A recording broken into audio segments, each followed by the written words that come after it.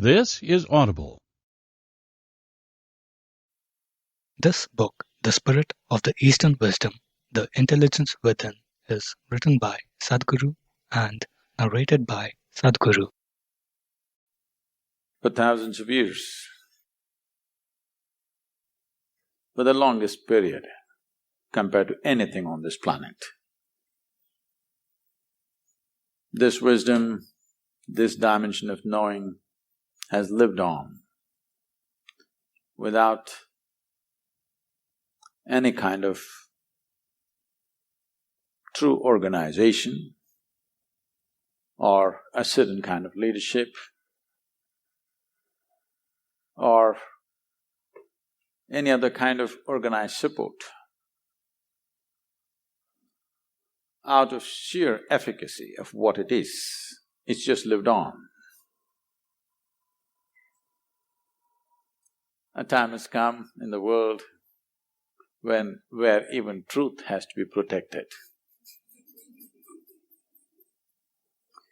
When we talk about East,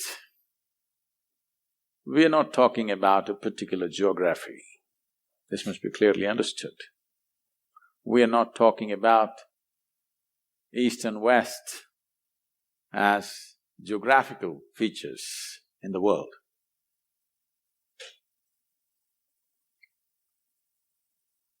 Any number of great minds in America have said things of great reverence and admiration for the so-called Eastern wisdom. Thoreau, one of the greatest minds America produced, went out to say, "Every morning I bathe my intellect in this stupendous and cosmogonal knowledge from the East. In comparison, all our modern world and literature is puny and trivial." I think Mark Twain went out to… probably gave out the best compliment to the East when he visited India for a little over 3 months. He said, anything that can ever be done, either by man or God, has been done in this land. Any number of others, Oppenheimer, Walden, Emerson, any number of people have said many things. Why? Why is it important? Why is it important to preserve and nurture this dimension of life? The fundamental reason why it seems to be so significantly different is because it is not a product of human intellect.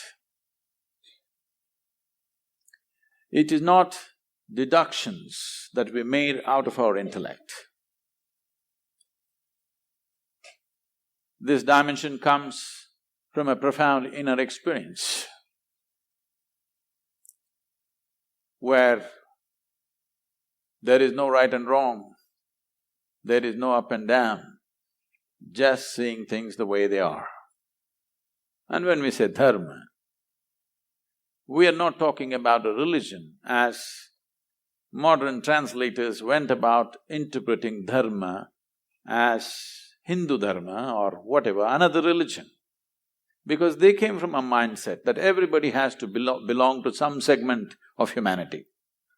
They come from a mindset where humanity has to be divided one way or the other, because they come from the surface intelligence of human nature, which we call as intellect.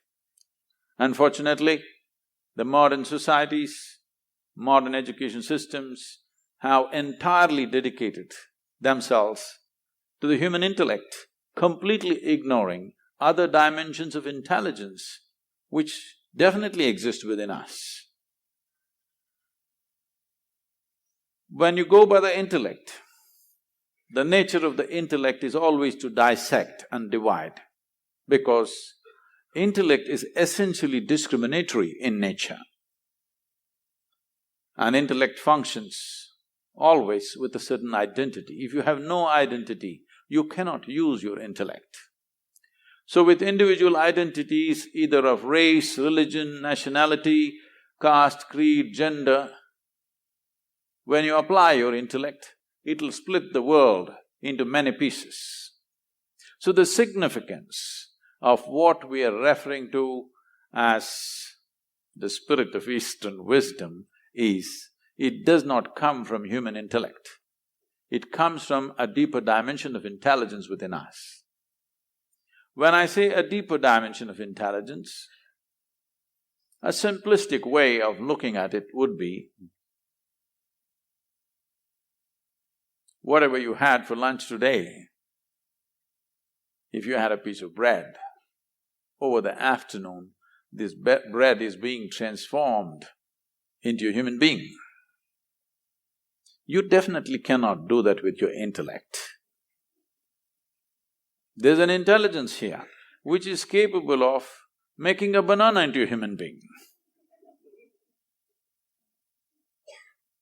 You definitely cannot do that with your intellect. A dimension of intelligence which is beyond thought process. Thought, or the product of intellect, is essentially always functioning from a limited amount of data that we have gathered. Now, what we call as Eastern wisdom is not coming from a limited amount of data that we have gathered, either from the books or our life experience, but simply by enhancing our ability to perceive life in ways that the five sense organs cannot function. Why I'm talking about the five sense organs is all the data that you have ever gathered, which rests in so many aspects within you, which is the food for the intellect, comes from the five sense organs. In the very nature of things, sense organs cannot perceive the entirety of anything. If you can see this part of my hand, you cannot see this part of my hand. This is the nature of sense perception. Even if you take a grain of sand, if you see one part of it, you cannot see the other face of it. Sense organs can only perceive in comparison. If there is no comparison, your senses are useless. Because there is darkness, you know what is light.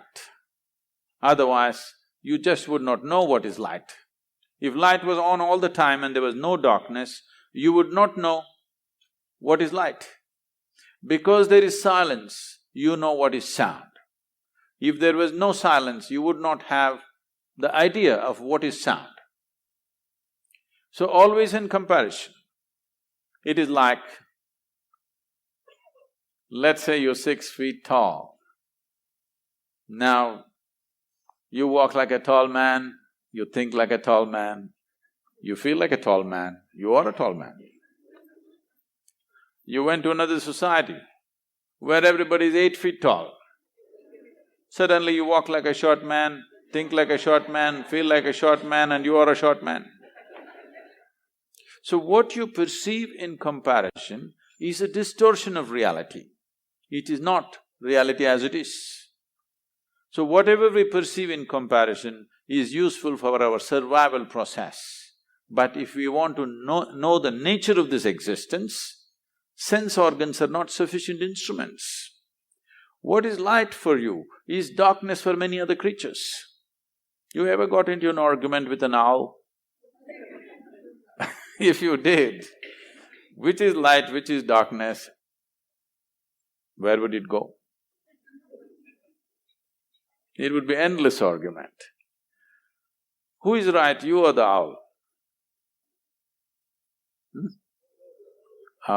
If you're saying both, either you belong to the diplomatic corps or you have a successful marriage.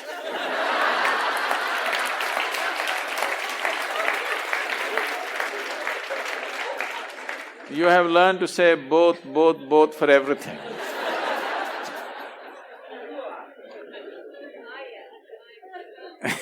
You're right. Well, that is the basis of all the problems on the planet. I'm right and you're wrong. The fact of the matter is, you are perceiving it as it is necessary for your survival. The owl is perceiving it as it is necessary for his survival. If survival is all you're seeking, your five sense organs and intellect are sufficient instruments. But if you want to know the nature of the existence, if you want to know the fundamental laws or dharma which governs life, the way it happens within us and around us, then you need an inner perception or another dimension of intelligence within you. Otherwise, you will only cut the world into pieces. In the name of religions, we have cut the world into… humanity into many pieces because intellectually we have arrived at our own conclusions or deductions, which invariably is bound to divide because intellect is essentially a knife which cuts. It can only dissect. By dissection, you can know certain things. But if you really want to know someone that you love, you don't dissect them, you embrace them. By dissection, you may know the kidney, liver, heart stuff, but you will not know that being in any sense. You will lose it completely. So dissection is the way of the intellect because it is a sharp instrument. It has to cut open everything that's given to it. But the East found another way. Out of profoundness of experience, you can know life. By turning inward, you can know life. When I say turning inward, you must understand that essentially the five sense organs are always outward. You can see what's around you, but you cannot roll your eyeballs inward and scan yourself. You can hear this, but so much activity in this body, you cannot hear this. If an ant crawls upon this hand, you can feel it. So much blood flowing, you cannot feel it. Because in the very nature of things, sense organs are outward bound. The moment you dedicate yourself to your intellect, you also get enslaved to the limitations of your five senses. It is in this context, the wisdom of the East is of tremendous significance to the world because it has transcended this slavery to sense perception and learned to perceive life in a completely different way. What is this completely different way? In English language, if you say mind, it is just one word, it is supposed to say everything. In the yogic culture, there are 16 parts to the mind, 16 dimensions of human mind. Now if I go into 16, it would take too much time, so let me compress it into 4. The 4 aspects of the mind are called buddhi, ahankara, manas and chitta. Buddhi means the intellect. Today, modern world is largely run by the intellect.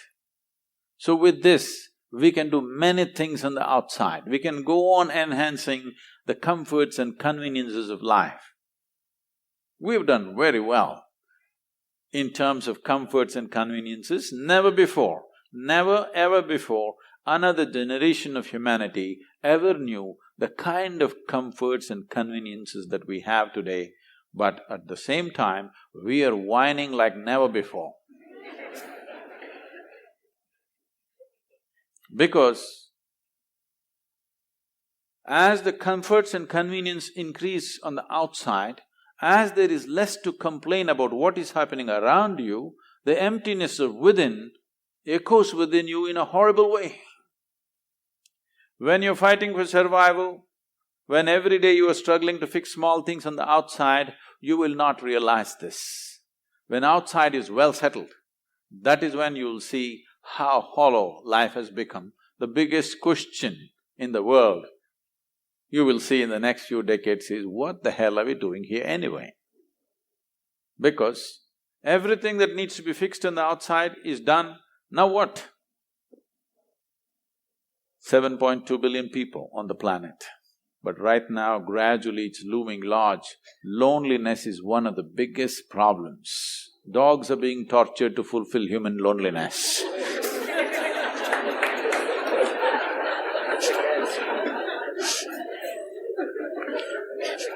Because as you dedicate yourself more and more to your intellect, you will naturally become more and more lonely because it keeps on dissecting and cutting life into various pieces for examination, and then you will see you yourself will be split up into many parts after some time, if you go by the intellect, 100%.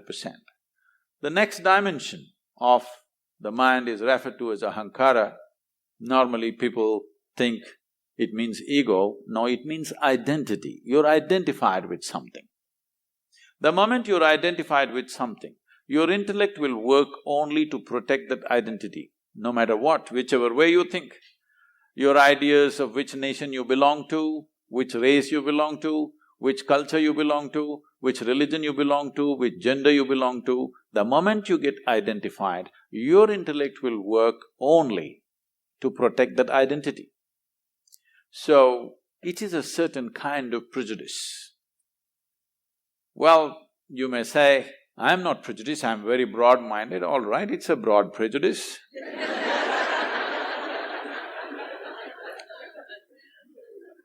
Because people are willing to live and die for what they're identified with. Because the nature of the intellect is, if you take away the identity, it will not know what to do. It needs a strong identity, a strong sense of who I am. If you ask, who am I? Your intellect will not function. You must know who you are. A strong sense of belief that this is what I am, that is when your intellect will function in a certain way. This is like… intellect is like a sharp knife. Ahankara, or the identity, is the hand that holds it. All the suffering on the planet. When was the last time that somebody stabbed you? Even though you're living in LA, I'm asking. When was the last time it happened? Never happened. Maybe when you were in school, somebody poked you with a pin at the most, or even that did not happen, they ignored you.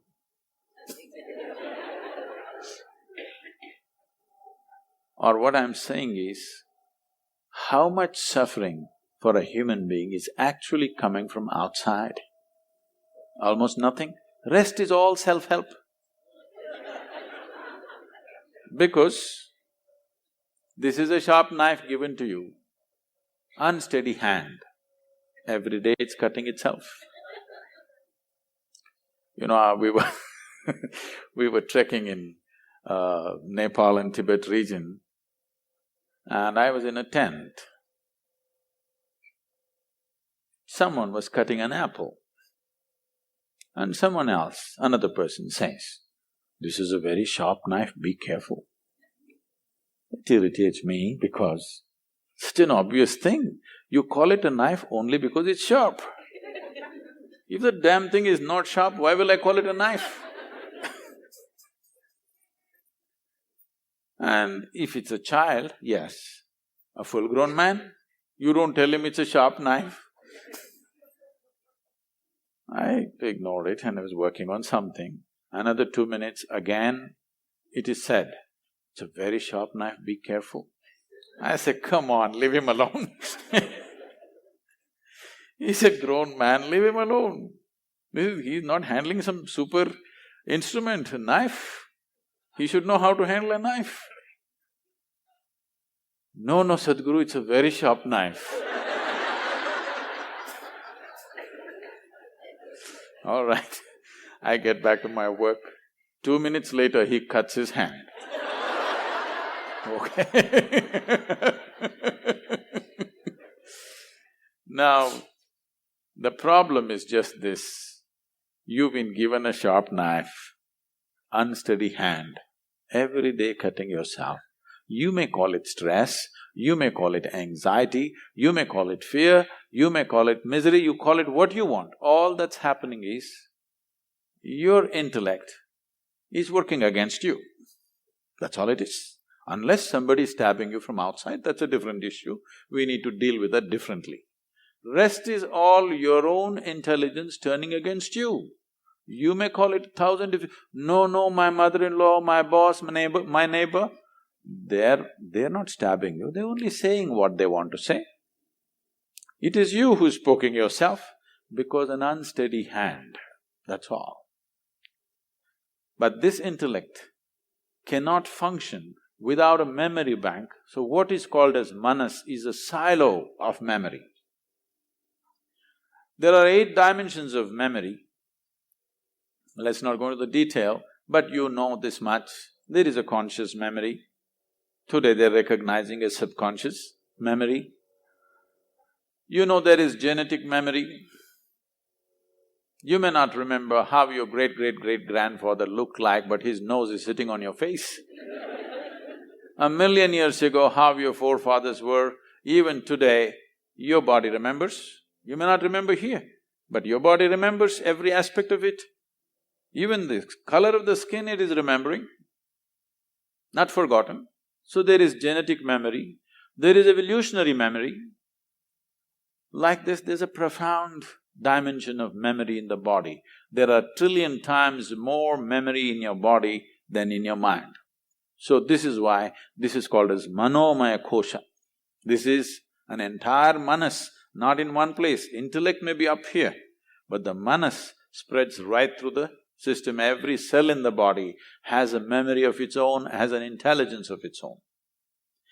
Now the 4th dimension of intelligence is called chitta. This is a dimension of intelligence which is unsullied by memory. If you touch this dimension, then the memory has no influence on you. Your genetic memory, your evolutionary memory, your conscious memories, unconscious memory, subconscious memory, whatever kinds of memories you have, it has no influence on you. Or in other words, past cannot recycle itself through you. See, right now, you take on this form because of a certain memory, it's a certain software. If you eat, let's say you're a man and you eat a piece of bread, this piece of bread turns into a man. You're a woman and you eat a piece of bread, the same piece of bread turns into a woman. You give it to your dog, it turns into your dog. Very intelligent bread.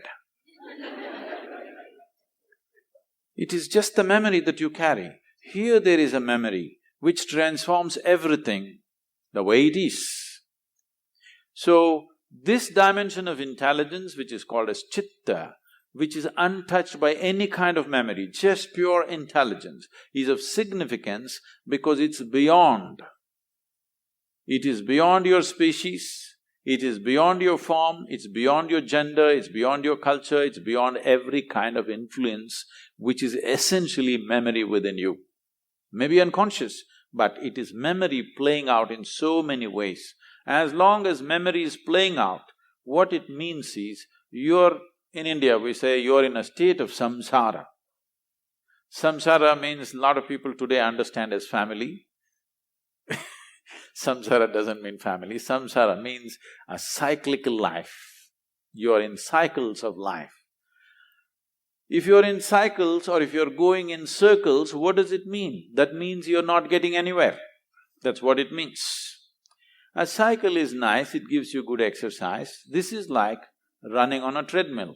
If you're seeking exercise, it's good. But if you want to go somewhere, it's no good. If you put your treadmill out here and keep running on it, morning becomes evening, fall becomes winter, winter becomes summer, everything will happen. Seasons will change, scenery will change, everything will happen. Only thing is you don't go anywhere. This is what samsara means. As long as you're functioning within the first 3 dimensions of intelligence, you are in a cyclical mode. It is all right to exercise yourself, but it's not good to go somewhere. So if you want to transcend the samsara nature of who you are or the cyclical nature of your existence, then you touch the dimension of intelligence which is referred to as chitta. Why the so-called Eastern wisdom is of great significance, why the dharma of the East is so significant and important is because this comes from chitta. This does not come from buddhi. This does not come from manas. This does not come from ahankara. This comes from chitta. And only that which does not come from your individual identity or individual memory, that can be truly universal. So for this we said, this is Sanatan Dharma. This does not mean Hindu religion. This is a very wrong conception. Sanatan Dharma means the ultimate law of nature. When we say nature, there is physical nature and there is an inner nature. There are two dimensions. For this, accordingly, we made two dimensions of laws. Physical nature is a changing thing. It's always in a process of change and a flux. But the inner nature is a constant process. So we made two dimensions of expression for this dharma called Shrutis and Smritis. One is always to be updated for every generation. Otherwise, two generations will keep on bickering and clashing. You have to update it. Another is eternal, it's always there. It's nobody's business to change it because it cannot be changed because the fundamentals of life has not changed. Based on this, an entire wisdom arose as to how to exist within you and how to operate around you. This happened in 1924. There was a bishop in the Orthodox Greek religion where, there's Orthodox Greek segment of Christians. They have a pope of their own in Istanbul. They believe they are the only true Christians. Others are all riffraff, according to them. So, he served this particular segment, which is very orthodox and rigid. Being in Istanbul, being on the Silk Route, all kinds of stories of Indian mysticism kept wafting across the Bosphorus. So, he has a longing to go to India and see a real yogi or a mystic. But being a man of cloth, he could not choose where to go and where not to go. After he passed 60 years of age, when he semi-retired, he got an opportunity and went to India and came to southern India. So his desire is to meet a real yogi, not a book yogi, not a studio yogi, but a real one. So somebody directed him and said, go up this hill, there in this kind of place, there will be one yogi. So he went up. Well, he's not made for the mountains, he went huffing and puffing up, and then he found in front of a small cave, a yogi was sitting, eyes closed, totally blissed out. He went there and he has been told that if you see a Indian yogi, you must prostrate. Well, he was not made for that, but he somehow managed, huffed and puffed and sat down. Hearing this commotion, the yogi opened his eyes and smiled. Immediately the bishop looked at him and said, "Can I ask you a question?" The yogi said, "By all means." The bishop asked, "What is life?" This is after 60. You should have asked this question when you were 8, at least when you're 16. 60. But what to do, better late than never. He asked. Then yogi laughed and went into raptures. Oh, life is like the fragrance of jasmine upon gentle spring breeze.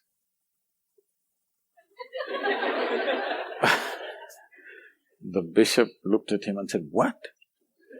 Life is like fragrance of jasmine upon gentle spring breeze? Our teacher told us, life is like a thorn. Once it gets into you, if you sit, it hurts, if you stand, it hurts, if you lie down, it hurts. What is this fragrance of jasmine upon gentle spring breeze? So the yogi smiled and said, well, that's his life. So this comes from the fundamental that when a human being clearly, experientially understands that entire experience of human life is created from within, never from outside. Right now as you sit here, do you at least see me? Even if you're not listening to me, I'm saying. Can you use your hand and show where I am? No, you're getting it all wrong. You know, I'm a mystic from South India. Now this light is falling upon me, reflecting, going through your lenses, inverted image in the retina, you know the whole story? Where do you see me right now? Within yourself. Where do you hear me right now? Within yourself. Where have you seen the entire world? Within yourself. Have you ever experienced anything outside of yourself? Right now, someone next to you, if they touch you, you think you're experiencing their hand. No. You're only experiencing the sensations in your hand. In the very nature of things, you cannot experience anything outside of yourself. When the entire experience of life is caused from within you, at least it must happen the way you want it, isn't it? The world will not happen the way you want it. At least the experience of living here within you must happen the way you want it. If your experience of life happened just the way you want it, how would you keep yourself, blissful or miserable? Please, you must tell me, I'm going to bless you. Blissful or miserable? For yourself, definitely highest level of pleasantness for yourself. What you want for your neighbor may be debatable, but you know what you want for yourself, isn't it? Now, blissfulness or pleasantness of life is not a goal by itself. It is only when you're blissful by your own nature. That means you determine the nature of your experience. No matter what is the situation, you determine the nature of your experience. Or in other words, you have no fear of suffering. Only and only when there is no fear of suffering will you walk full stride in this life. Otherwise, it's always about what will happen to me, what will happen to me. Every step is a half a step. Now, this so-called spirit of Eastern wisdom comes from those beings who walked full stride, who determined the nature of their experience. The outside never decided who they are. So, they could walk full stride and explore the depths and dimensions of life that others never dare to touch, because most of the humanity is only concerned about what will happen to me. What will happen to me means what? Will I suffer? That's a question. The first and foremost thing, if you truly want to explore dimensions which we are referring to as another dimension of wisdom or knowing, is that first you must determine the nature of your experience. You have no fear of suffering. Only then, truly exploring human consciousness becomes a reality. Touching dimensions of intelligence, which gives access to the entire universe, becomes a possibility. I'm supposed to open up for questions. It's time you ask your questions, please.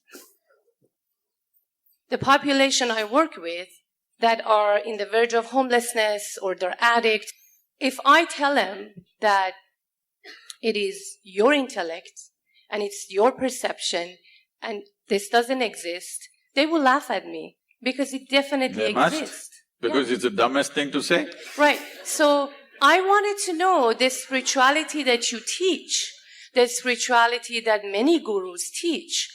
How is it usable for someone that doesn't have food to eat and it's going to become homeless, and there's so many problems, especially in America?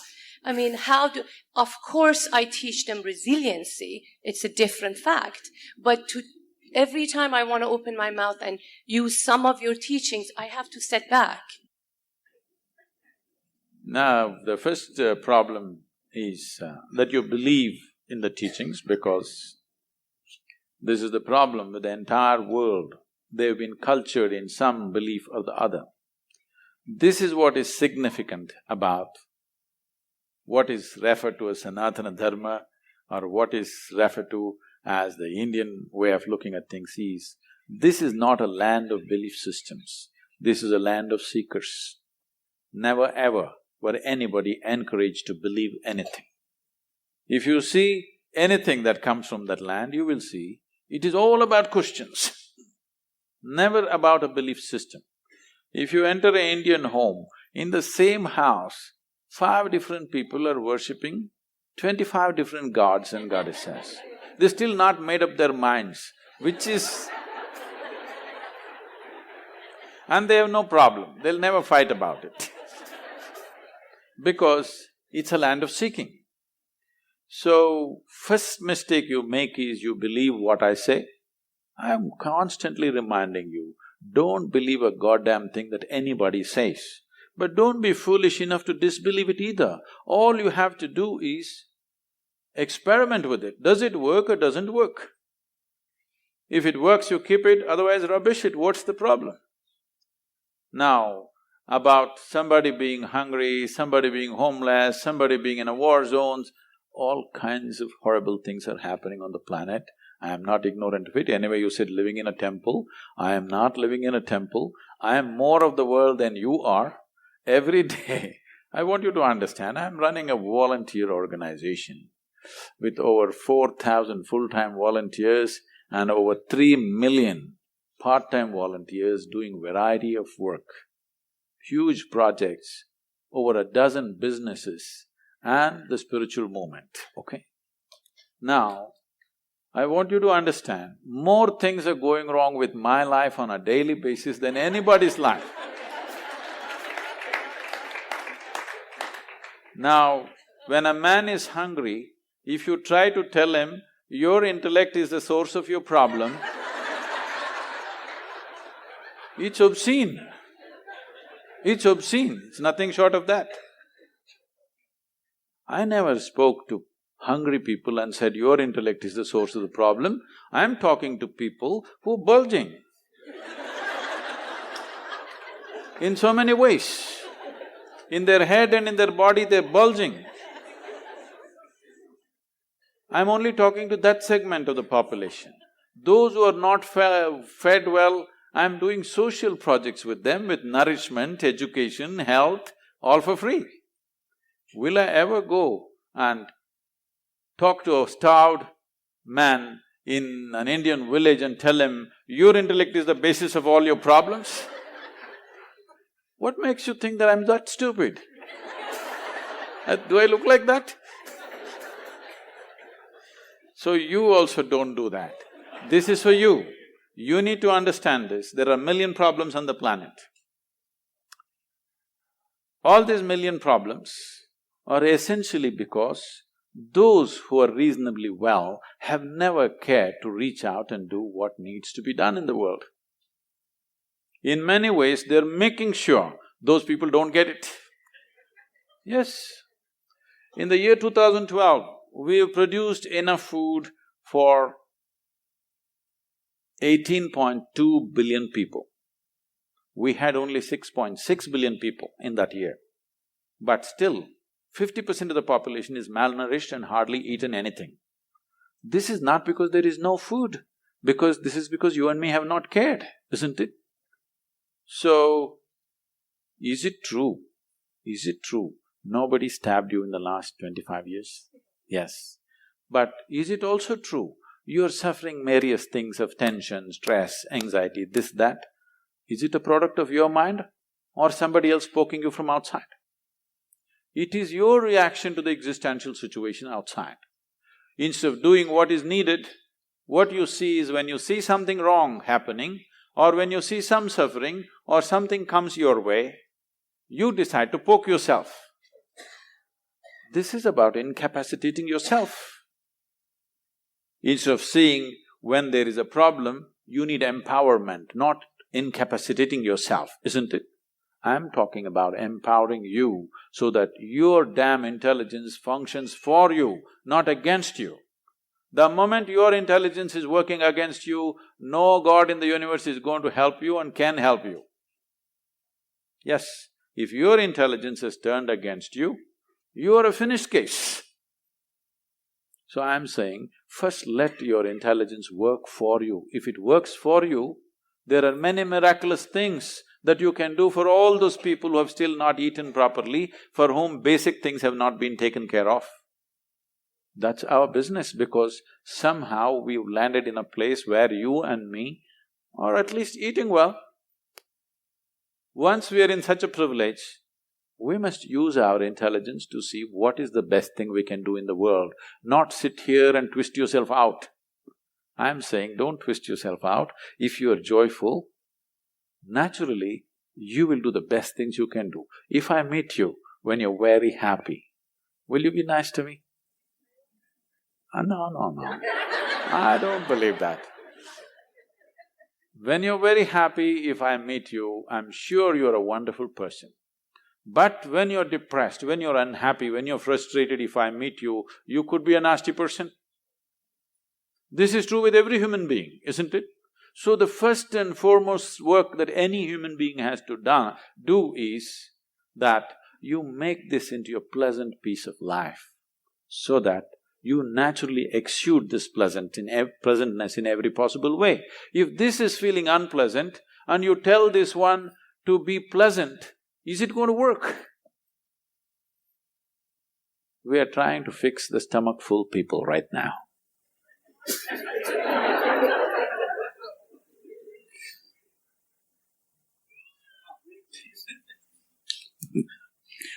It was a pleasure listening to you, unbelievable. But my question is, what can I do so that I can acquire your skill of clarity? Honestly, candidly speaking, very few people, are like you are. I'm sure you have heard this before. What makes you so secure from within and being so candid, honest, truthful, clarity of expression?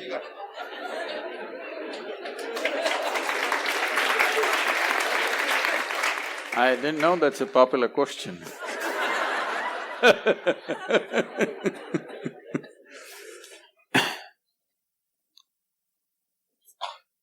When we say clarity, that means I want to tell you a joke, but it's a dirty joke, so I thought I'll skip that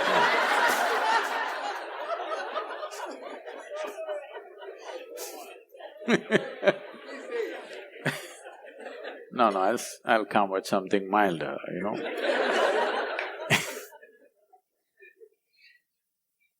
The problem with the human being right now is this. We have created a world, we have created education systems where we believe that human beings are essentially all wrong, or the creation is all wrong, or the source of creation or the creator is all wrong, and you gonna fix it. This is a convoluted idea. Instead of paying attention to life, we are coming up with philosophies and philosophies and philosophies. Philosophies are fantastic explanations to that which cannot be explained. If you want to know life, you must pay attention to life, isn't it? Right now, do you agree with me, madam, that this human mechanism is the most sophisticated machine on the planet? Do you agree with me? Are you a doctor? Yes. So, this is such a complex machine, this is the supercomputer, all right? I'm asking, have you bothered to read the user's manual?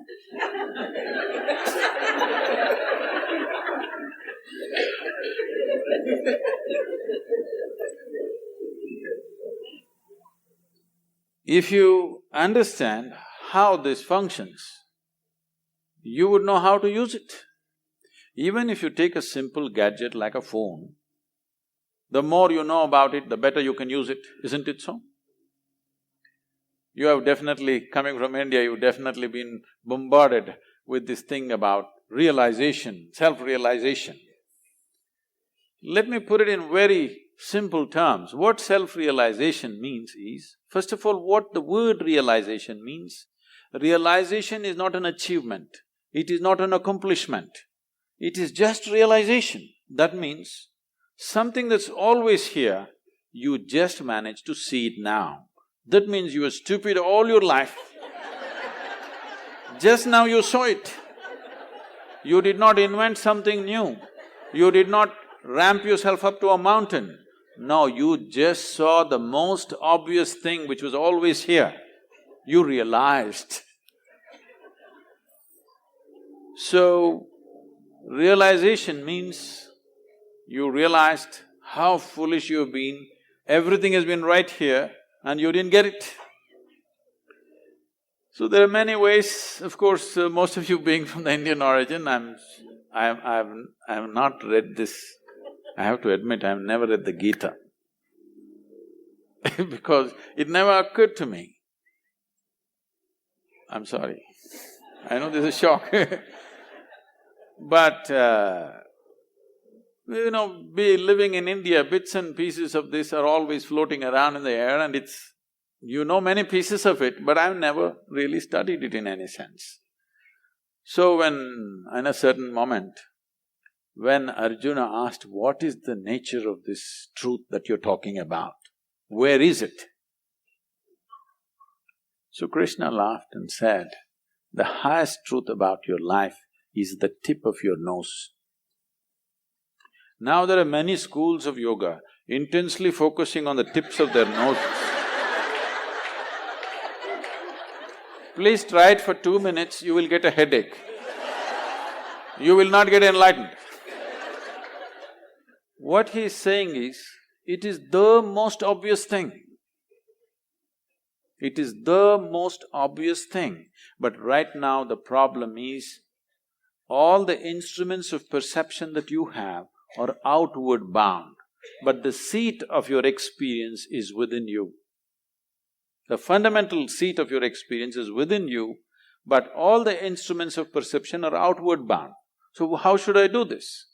You must understand, anything beyond survival, if it has to enter your life, some striving is needed. Let's say, as a little infant, you were left in the jungle without human contact. If something edible came in front of you, would you first try your ears, then nostrils, and somehow by accident find your mouth? Is that so? You would just know where to put it, isn't it? So what I'm saying is, everything that is necessary for survival is built into you. You're born with it. The five senses takes care of it. But if you want to know something more, you have to strive. For example, do you remember when you were 3, 4 or 5 years of age, you had to learn to write the alphabet. That damn A, how complicated it was. And on top of it, there were 2 versions. You had to write it 100 times to get it, isn't it? But today with your eyes closed, you can write. If that striving was not there, today could you write? Today would you know language? So anything beyond survival needs striving. Without the needed striving, it won't happen. There are ways to perceive the interiority of who you are, but unfortunately there's been no striving. Right now, we made this technology into such a simple, almost like a physical science. A plus B equals this, or 2 parts of hydrogen, 1 part of oxygen, water will come. If a great scientist puts it together, only water will come. An idiot puts it together, only water will come. So we made the entire Yoga Sutras like this, that if you do this, this and this will happen to you. That simple. And all I'm asking generally from people is, about 30 30 to 32 hours of focused time to develop an instrument where they can turn inward. Oh, 30 hours is too much. I'm saying, if you cannot dedicate a little bit of time to know what this is, that means your existence must be truly worthless. If this is worthwhile, you must pay attention to this, isn't it? If you want to know life, this is life, isn't it? When I say the word life, maybe you're thinking about your profession, your family, your car, your home. No, these are all accessories. This is life, isn't it so? Hello? But no attention has been paid. Your idea of fixing life is fixing all kinds of things. This happened one day. Shankaran Pillai was going home. No, I'm not done. Shankaran Pillai was going home. It is 7:30 in the evening. The rules at home, the wife's rules are 8, he must be home. It's only 7:30, he thought there's still time, let me have a quick drink and go. He just stepped into the local bar. He had a quick drink and a quick drink and a quick drink and a quick drink and a quick drink. Then he looked at the time. It's at 2 a.m. You know, drinking people are like yogis, they become timeless. There's a certain correlation. Then it's late and he got off the bar stool and tried to walk.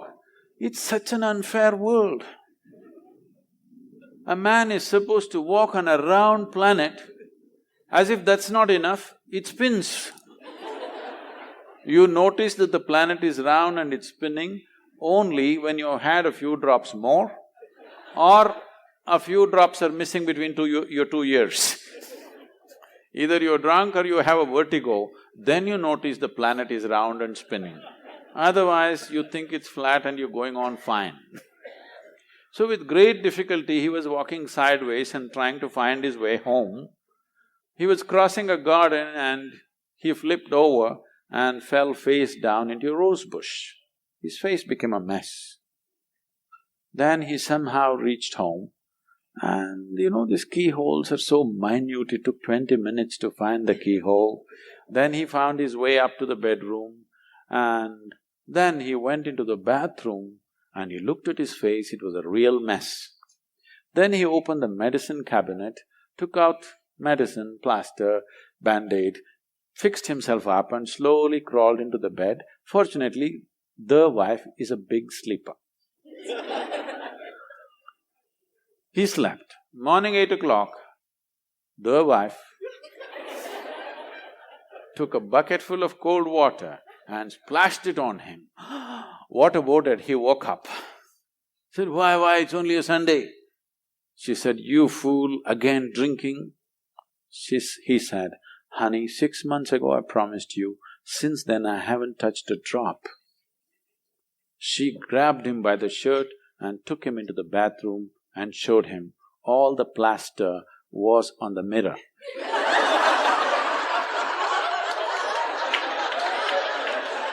Why people have lost their clarity?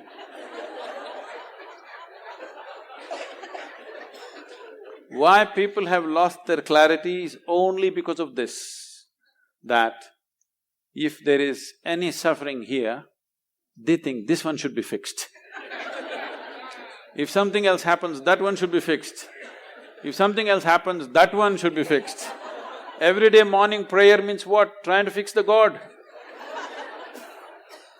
Yes, you're trying to fix up the God, isn't it? So, day in and day out, for everything that happens within you, instead of fixing this one, you're trying to fix everything around you.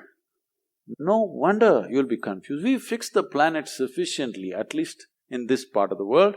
If you fix it anymore, there'll be no planet left. But are people bursting with ecstasy? No. So because Clarity has been lost simply because of this. If you understand, if life has to really become beautiful for you, this one has to be fixed. If you understand this one thing, clarity will dawn within you.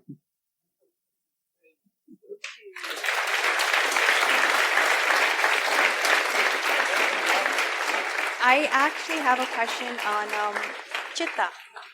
How can you tap into chitta, which is what you said, memory with no effect and the ability to break through cycles? Right here you want to do that?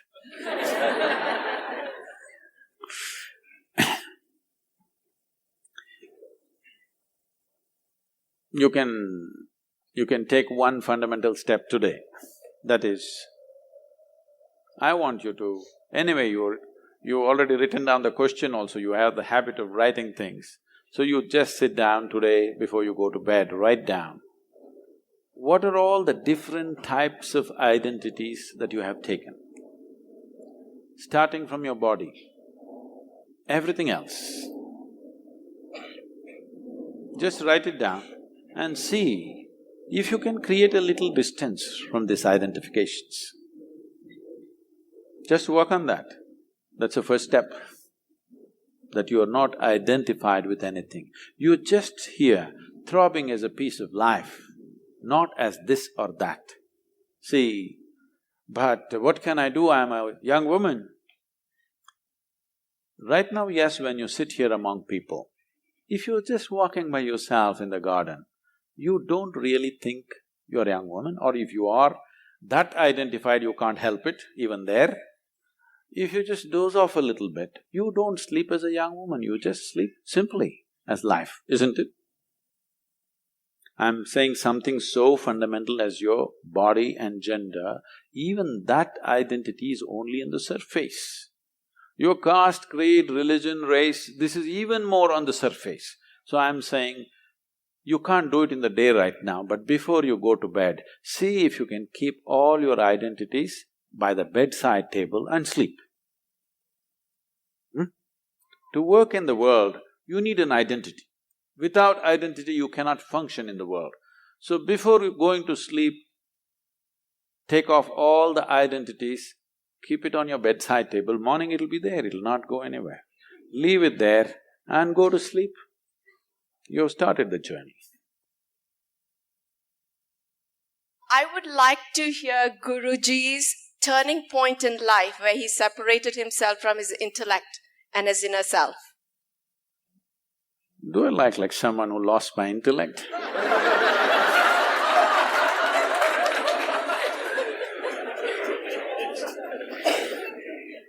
I didn't think that I was coming out so dumb.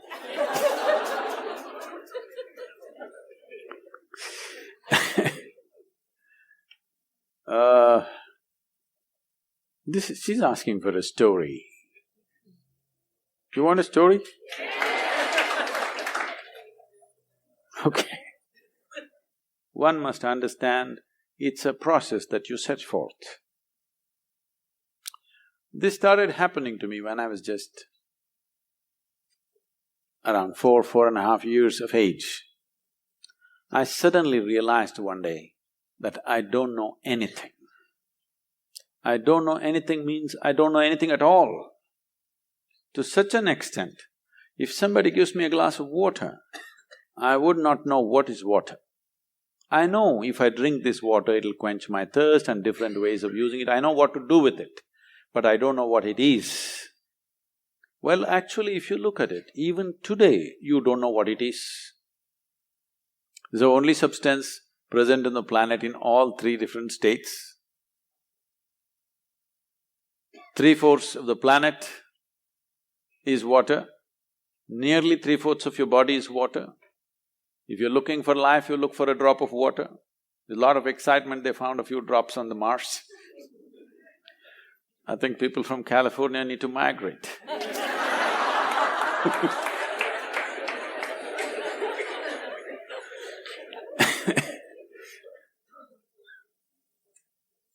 So, I'm just staring at this glass of water for hours on end. If I found a dry leaf, I'm just looking at the leaf for 5–6 hours at a stretch. If I sit up in my bed, staring at the darkness, the entire night I'm sitting like this staring. My dear father, being a physician, started thinking I need psychiatric evaluation. This boy is simply staring at something or the other, unblinking he's staring, he's lost it. My problem is, I look at this one, I still do not know this one. There is no way I'm able to shift my attention to another one. So it just held my attention, I couldn't shift. In this condition, they sent me to school. And my mother said, pay attention to the teachers. I went and paid attention to the teachers.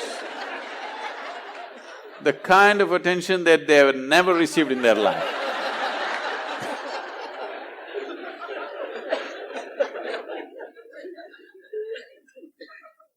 And initially I understood the words that they were speaking and what they were trying to say.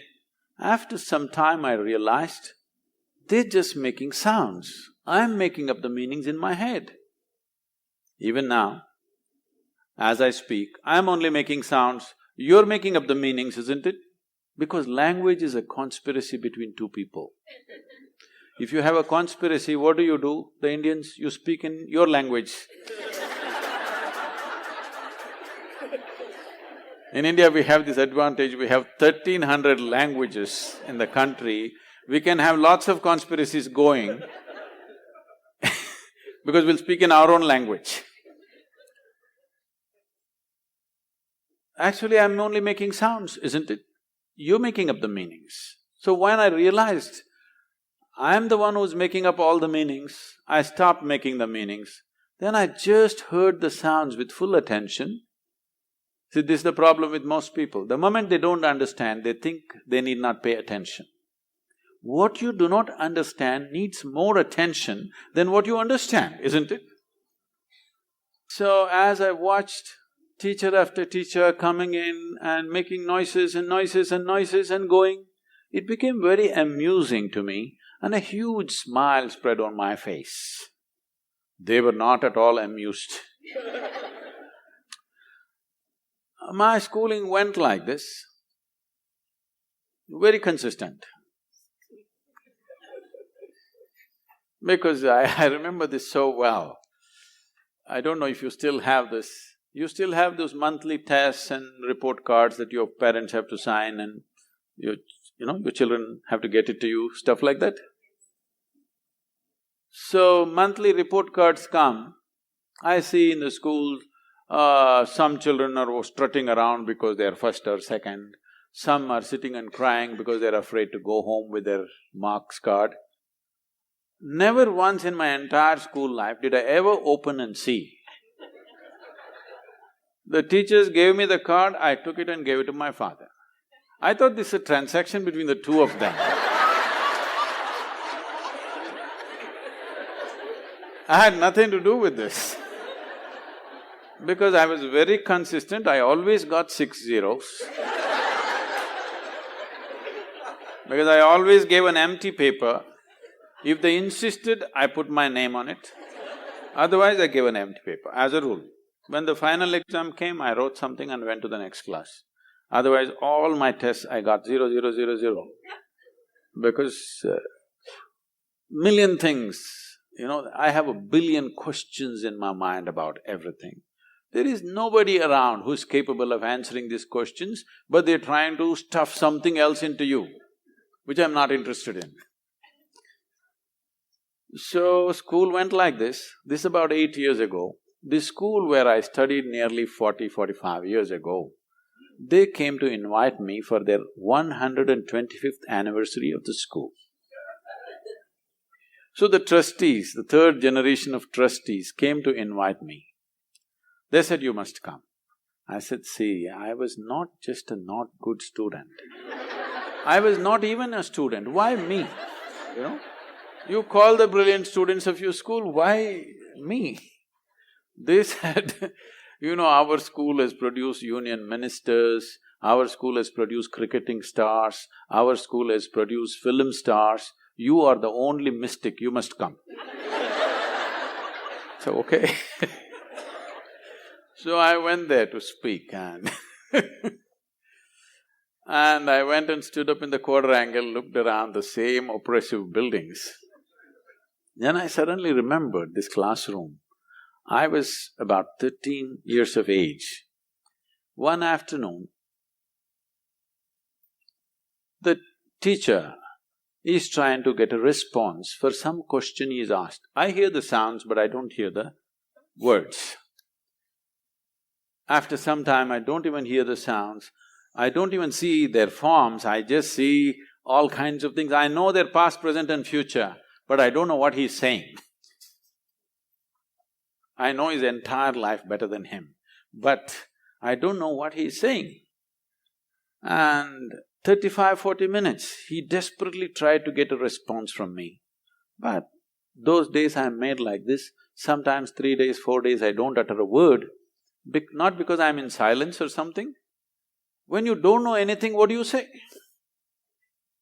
This I do not know anything has grown to such a size, it's like, my mind is billions of questions, simply.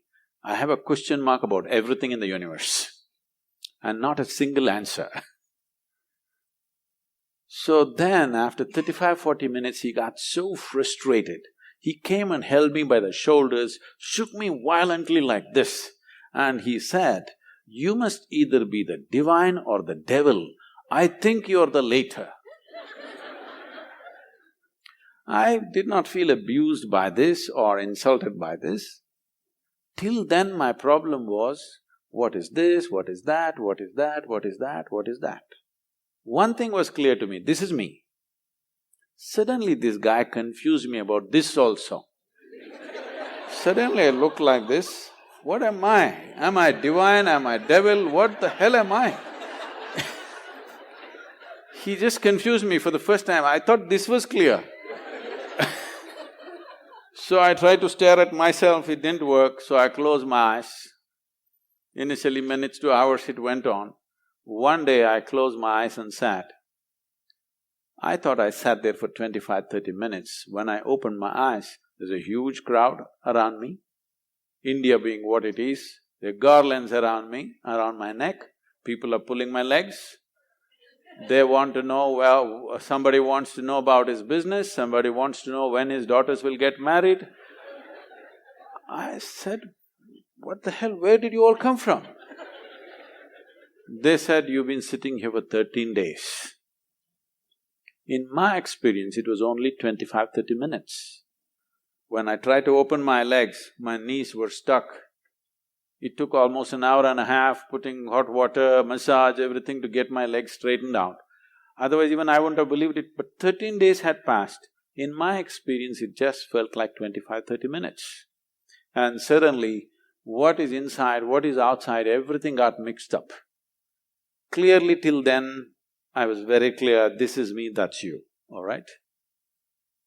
I had no issue with that one, but this is me and that is you. Suddenly, this idea of what is me and what is not me got all mixed up because what is me was just everywhere. Now, this looks like a hallucination and that's what I thought. I thought I'm just losing, going off my rocker.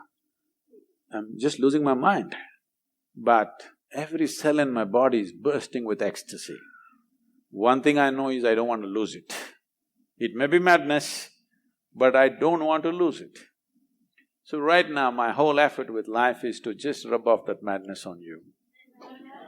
You should also know the ecstasy of being alive. Right now, you know the torture of your intellect. You must know the ecstasy of being alive. You are a piece of life. Rest is all arrangements.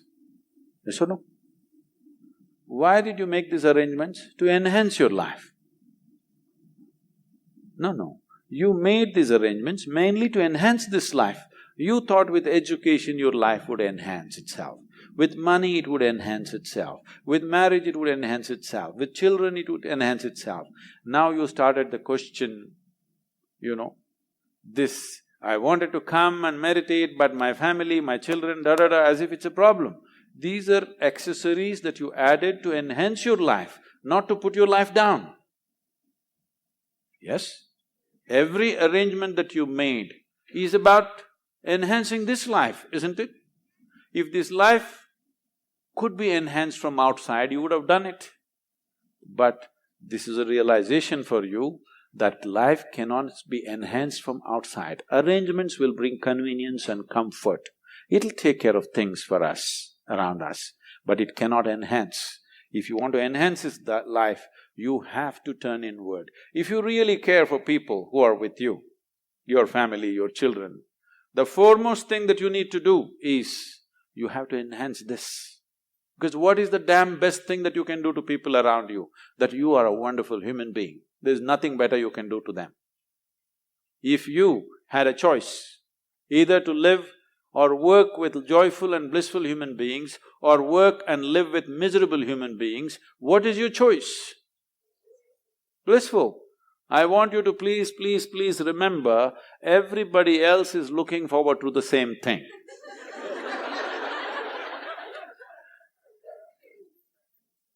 You think other people want miserable people? No, please just give them that much, that you're a joyful human being. This will be an important step for preserving and nurturing the future generations in a certain way. The significance of this is not to spread another new religion.